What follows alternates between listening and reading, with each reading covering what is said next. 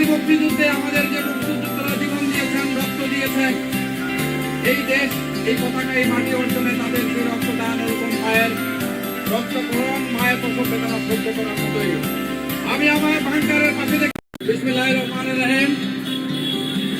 আজ 16-17 বছর পরে এই বাংলাদেশ আমার মাতৃভূমি, কিন্তু আমি জন্ম নিয়েছি রূপগঞ্জে। এই উপজেলায় একজন মুক্তিযোদ্ধা হিসাবে 17 বছরে কখনো এরকম অনুষ্ঠানে আসতে পারি নাই। আজকে আমার নিজেকে ধন্য মনে হচ্ছে আমার প্রিয় মুক্তিযোদ্ধা ভাইরা,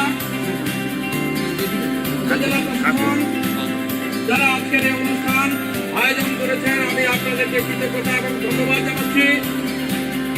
এখনো এই দেশের মুক্তিযোদ্ধাদের আপনারা শ্রদ্ধা করে স্মরণ করেন, তাদের প্রতি আপনাদের শ্রদ্ধার্ঘ্য নিবেদন করেন। এটাই যুগ যুগ ধরে যতদিন এই দেশ থাকবে, যতদিন এই মাটি থাকবে, যতদিন এই স্বাধীনতা থাকবে, মুক্তিযোদ্ধারা এই সম্মান পাবে, এটা আমরা প্রত্যাশা করি। উপস্থিত ভাই বোনেরা, আমার সামনে সম্মানিত সরকারি প্রশাসনের কর্মকর্তারা আছেন, অনেক মহিলা কর্মকর্তাও আছেন। আমি একটি উদাহরণ দিয়ে বলতে চাই। উদাহরণটা যেরকম, কোন মেয়ে যদি মা হতে চায়, তাকে প্রসব বেদনা সহ্য করতে হবে, তাকে রক্তক্ষরণ মেনে নিতে হবে, তাহলে সে মা হতে পারবে। কিন্তু এই মা হওয়ার যে তৃপ্তি, পূর্ণতা, সন্তান ভূমিষ্ঠ হওয়ার পরে সে যখন মা বলে ডাকবে, তাকে পৃথিবীতে এর চেয়ে শান্তির, এর চেয়ে বড় পাওনা আর কিছুই নাই। তাই 71-এর মুক্তিযুদ্ধে আমাদের যে মুক্তিযোদ্ধারা জীবন দিয়েছেন, রক্ত দিয়েছেন, এই দেশ, এই পতাকা, এই মাটি অর্জনে তাদের যে রক্তদান, ওরকম মায়ের রক্তক্ষরণ, মায়ের প্রসব বেদনা সহ্য করার মতোই আমি আমার বাংকারের পাশে দেখেছি। আমার সহযোদ্ধা শত্রুর বুলেটে আহত হয়ে মৃত্যুর সাথে কাঁদতে কাঁদতে বলেছে, মনির ভাই, আমি হয়তো আর বাঁচব না, আমরা কি স্বাধীনতা পাবো? আমি তাকে আশ্বস্ত করেছি, আমার জীবন দিলা, আমিও জীবন দিতে প্রস্তুত। আমার বাকি সময়টুকু হয়তো আমি যদি বেঁচে থাকি, আমি নিশ্চয়ই আশা করবো এই দেশের স্বাধীনতা আজ হোক, কাল হোক, পরশু হোক, ইনশাআল্লাহ হবে। দেশ স্বাধীন হয়েছে, কিন্তু এই দেশের স্বাধীনতার পূর্ণতা ছিল না। বৈষম্য ছিল, বিভক্তি ছিল, বিভেদ ছিল, নৈরাজ্য ছিল, অশান্তি ছিল। আজকে এই সমস্ত বেড়াজাল চিন্তা করে জুলাইয়ের বিপ্লবের মধ্য দিয়ে নতুন করে স্বাধীনতার এক শান্তিময় পরিবেশ সৃষ্টি হয়েছে। তাই আজকে আমি আশা করব মুক্তিযুদ্ধের এই অর্জন, এই সম্মান রক্ষা করে আমরা এই জাতিকে সমস্ত বিভেদ থেকে মুক্ত করে এই দেশের মানুষকে একটি গণতান্ত্রিক পরিবেশে বসবাস করার সুযোগ করে দেওয়ার দায়িত্ব আমাদের সবার। আমরা সবাই মিলে এই প্রিয় মাতৃভূমিকে রক্ষা করব, গণতন্ত্রকে প্রতিষ্ঠা করব, এই দেশের স্বাধীনতাকে আমরা সুরক্ষিত রাখবো। আমরা সবাই মিলে ঐক্যবদ্ধ থাকবো, আমরা কোনো বিভক্তি যাব না। আমরা গণতন্ত্রে বিশ্বাস করি। 71-এ গণতন্ত্রের জন্য আমরা যুদ্ধ করেছি, আজকেও সেই যুদ্ধ অব্যাহত আছে। এই যুদ্ধে আমরা বিজয় হবো এই প্রত্যাশা রেখে আজকের এই সুন্দর আয়োজনের জন্য উপজেলা প্রশাসনের কর্মকর্তা যারা অত্যন্ত আন্তরিকতার সহিত মনের মাধুরী দিয়ে, তাদের সমস্ত ভালোবাসা দিয়ে, সমস্ত শ্রদ্ধা দিয়ে যে অনুষ্ঠান আয়োজন করেছেন, তার জন্য উপজেলা প্রশাসনকে আমি মুক্তিযোদ্ধাদের পক্ষ থেকে, রূপগঞ্জ থানা মুক্তিযোদ্ধা কমান্ডের পক্ষ থেকে তাদেরকে সাধুবাদ জানাচ্ছি, ধন্যবাদ জানাচ্ছি। ভবিষ্যতে এই রূপগঞ্জের জীবিত মুক্তিযোদ্ধা যারা ইতিমধ্যে মৃত্যুবরণ করেছেন, শহীদ মুক্তিযোদ্ধা, তাদের যে অনেকের আর্থিক কষ্ট আছে, সেই আর্থিক কষ্ট নিরসনের জন্য এই মুক্তিযোদ্ধা পরিবারগুলি যেন কষ্ট না পায়, তারা যেন তাদের ব্যক্তিগত পারিবারিক জীবনে একটু স্বচ্ছন্দে থাকতে পারে, তার জন্য আমি অনুরোধ করবো উপজেলা প্রশাসনের যে কর্মকর্তা আছেন, আমি আপনাদেরকে কথা দিচ্ছি, যে কোনো উদ্যোগে, যে কোনো আয়োজনে আমার সমস্ত ভক্তি দিয়ে আপনাদের পাশে আমি থাকবো।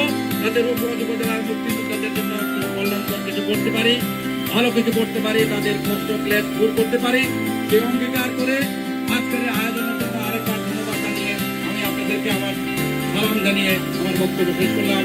আল্লাহ হাফেজ। বাংলাদেশ জিন্দাবাদ। আমি আমার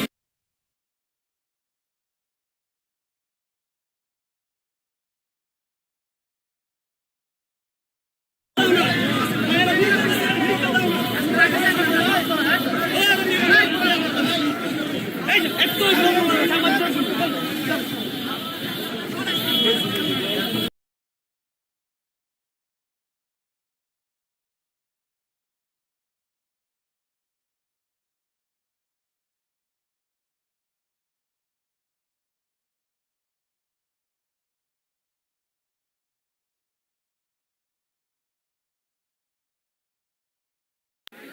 সংগ্রামী সাথী বন্ধুরা, আমাদের মধ্যে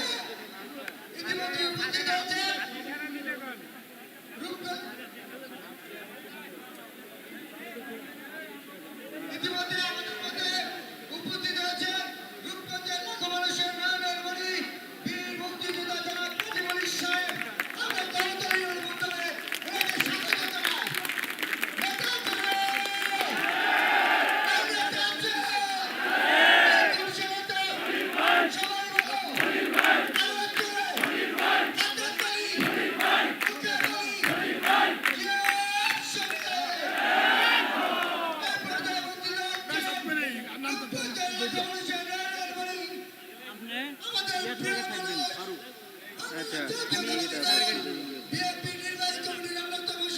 ফারুক ভাই কই বীর মুক্তিযোদ্ধা জনাব কাজী মনির সাহেব।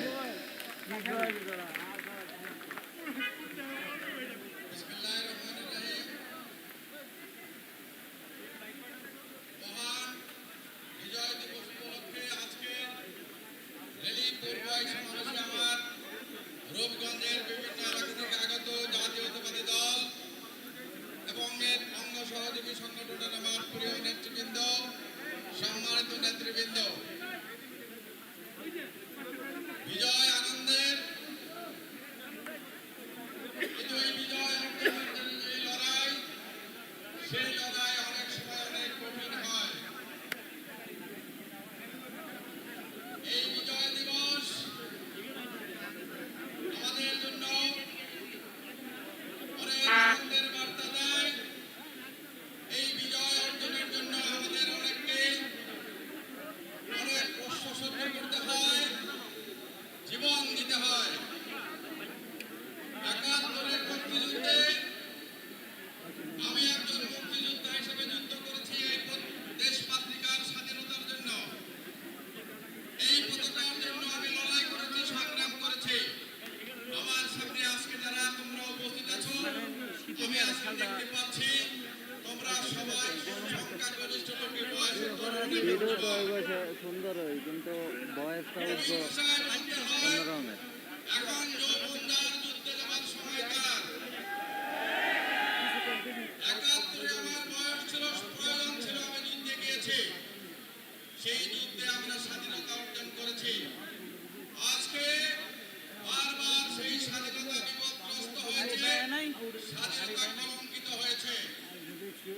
সেই স্বাধীনতাকে যারা কলঙ্কিত করেছে, বিপন্ন করেছে, এই স্বাধীনতার মূল চেতনা যারা ধ্বংস করেছে, তাদেরকে বিতাড়িত করে বৈষম্য বিরোধী আন্দোলনের মধ্য দিয়ে আমরা নতুন বাংলাদেশ পেয়েছি। আমি তাই প্রথমে ৭১-এর মুক্তিযুদ্ধে যারা জীবন দিয়েছে আমার সহযোদ্ধারা, তাদেরকে আমি শ্রদ্ধা করে স্মরণ করছি। অনুপ্রেরণা ছিলেন যিনি এই মুক্তিযুদ্ধের ঘোষণা করেছেন, সেই আমাদের নেতা শহীদ জিয়া, যার ঘোষণায়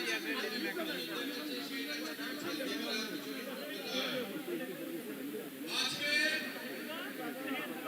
এই সেই নেতার আহ্বানে সেই দলের নেতা কর্মী হিসাবে আমি অনেক দিন আগে জাতীয়তাবাদী দল যুব দলের কর্মী হিসাবে আমার রাজনৈতিক জীবনের একটি নতুন অধ্যায়ের সূচনা করেছিলাম মুক্তিযুদ্ধের পরে।